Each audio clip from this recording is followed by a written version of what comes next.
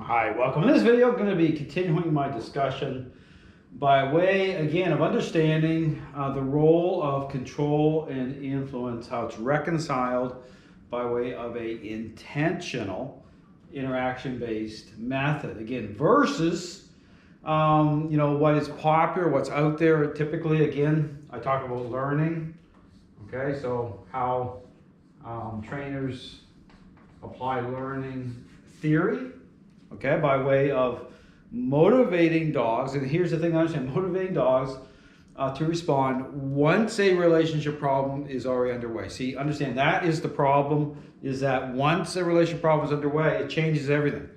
Okay, think of it like, again, I talk about the parent example. Once a child has become selfish, it changes everything. So understand that in the dog training world, trainers are not even connecting dots. They're not even talking about a relationship problem that way.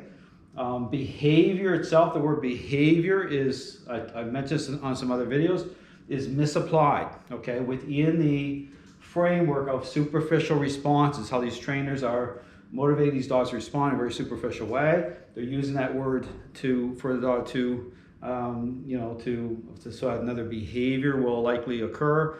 What exactly are they talking about? Behavior is just, well, they're using it within this framework of superficial responses, and understand that typically that's all that's happening. The perception of dogs aren't even changing because those two core ingredients are not reconciled by way of how they're motivating these dogs. They can't be. Okay, so typically what's happening is that the perception of dogs aren't even changing even as they're moving around. Think about bribery, and they're doing a sit down, come and stay. And so, so therefore, again, we talk about, superficial response. I talk about the word behavior, how it's used within the context of superficial response. The term itself is being misrepresented, okay? So when I talk about behavior, I'm talking about relationship, but then I get in specific in terms of, I talk about an express state, okay? So we're gonna get in this whole thing here about the thinking part of it, because that's something that I'm dialed into that plays into all of this, okay? When I talk about, mind and body, okay? Dogs are social animals, so, we go back to Pavlov, and this is where people get all upset. I'm talking about the social depth of relationship, that connection. What is that based on? Establishing that through that connection itself, the relational dynamic, dog and human dynamic. But again, we get into this thing about learning.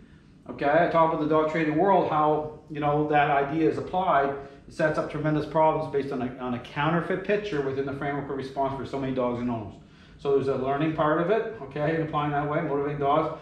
But then people try to spin this a little bit to say, we talk about drive-based trainers or play-based trainers. I get into that, okay. It's somewhat more interaction-based, it can be, but it's not bringing it to a point of a power play way I described, through a interaction-based method, through the relationship, the way I talk about it as being the motivator and tying it in properly. Okay, so again, the play-based trainers, you see them out there, okay, still sets up problems for dogs and owners, based again on how they're using motivating agents, okay, that same type of way. And so, they're just trying to say it's different somehow, but it isn't, because again, I go back, the only way that those two core ingredients can bring it into the type of power play I'm talking about is by way of a interaction-based method, okay, with influence and control, reconciled the way I described through, again, how I talk about the proper language of the method, okay, that's the only way so when I talk about this thing too, about that little twist here through the relationship, okay, the relationship part of it, okay, and talk about the owner, totality of the relationship, understand when I get into that side of things, we talk about, the people coming to me, say, for help, and people are failing. I won't even see it if I'm focused on responses that way, because understand that's my criteria. There's no connected dots, there's no, looking, or those core ingredients are not into the process that way to actually establish the current state of the relationship. Understand, I talk about proper assessment of a dog. I'm walking into a home environment, and guess what? I'm starting to interact and bring those core ingredients into the mix in a way that, again, always about the dog has to understand intent. Okay, so we get into this thing about certain trainers, say it could be someone like the dog daddy. I talk about that if it's erratic, which means that the dog needs to understand intent by way of how you're moving. Okay, that's a big theme that is missing. That has to line up. So everything has to funnel. Okay, so there's that thing with the dog understanding intent. So we're going to get into even more as we get into the issue about control.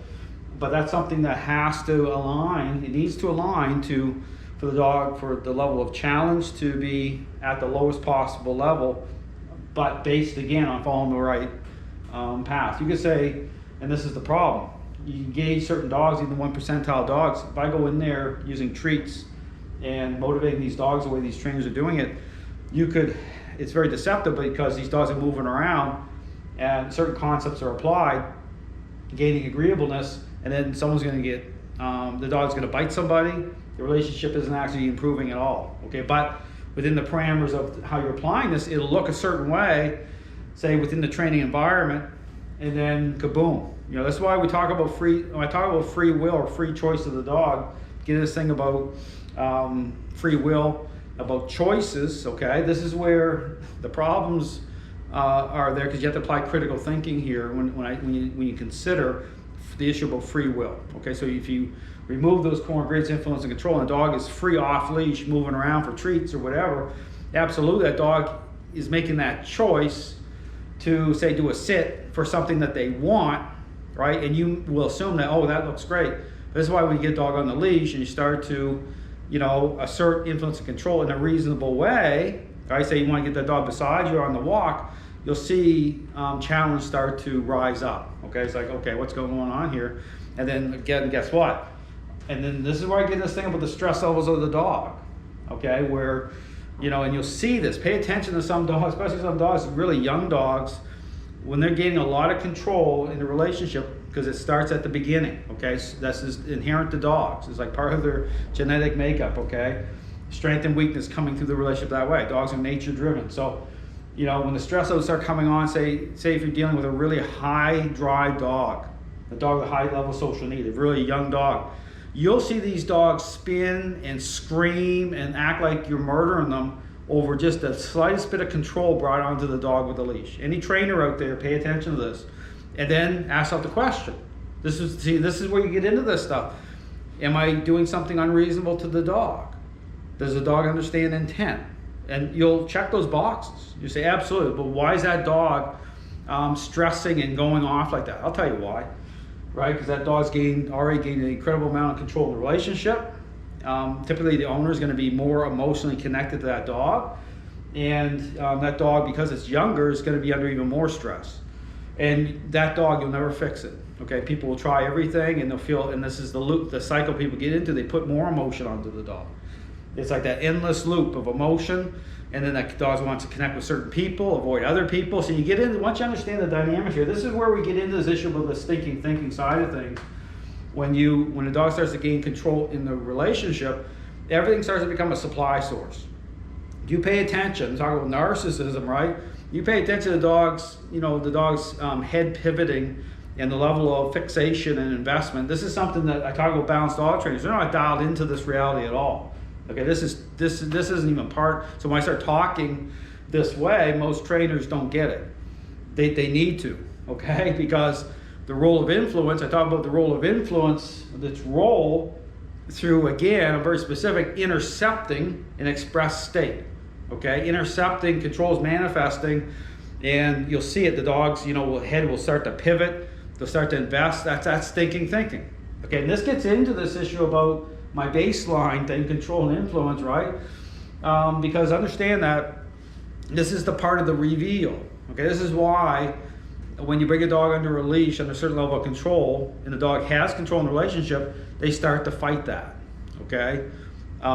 Because it starts to create that contrast about, it's basically who's in control. Even on my videos I put out there in terms of just getting people to apply critical thinking, as you're doing the method, as control is part of it, you'll see dogs try to lay down on their own. They want to flatten down, and the owner will allow them to do that. And then I'll say, change it up, say, okay, the dog's back up into a sit. I say, now you start to bring the dog under control and start to push on the dog's shoulder area. You see how I'm doing it. but in a reasonable way. Okay, it's not about physical force that way. We were trying to jam that dog down. You start just to lean in, start to assert control. Now, the intent part of that, this gets into intent, where how you're pushing, okay, this is what really challenges people, because they say, well, I want to use a verbal command. No, here's the thing. You use a verbal command, okay, if you say down, certain situations with dogs, based on what you've already signed, the agreement you've already signed in the relationship, I do A, I get B. Dog may do a down, it may do a great down, but still be in full control. Okay, you're not changing anything. You're not changing the perception of that dog, because you've already signed a social contract with that dog. Just like in the permissive parenting dynamic, a child, certain expectations being set up. If I go to that parent, I get this. I go to that parent, I get that. So guess what happens? Child knows, go to that parent. So it's like, so I talk about relationship, and by default, control started to become its own motivator within the relationship itself once the relationship problems are underway. If you're focused on responses that way, that's the trap that people get into. And so you have to repackage, okay? So this is where I remove commands, okay? Because it's about intent. It's about how you're repackaging, how you're framing. It's like reframing a house. How you're tying into the verbal language, taking on different value and meaning, with now influence and control part of the interactions themselves. It changes the perceptions of the dogs towards you, right? As you start to speak a different language through, again, intent. So as you're pushing, say, for example, going back to the down, you start to push on that dog's back.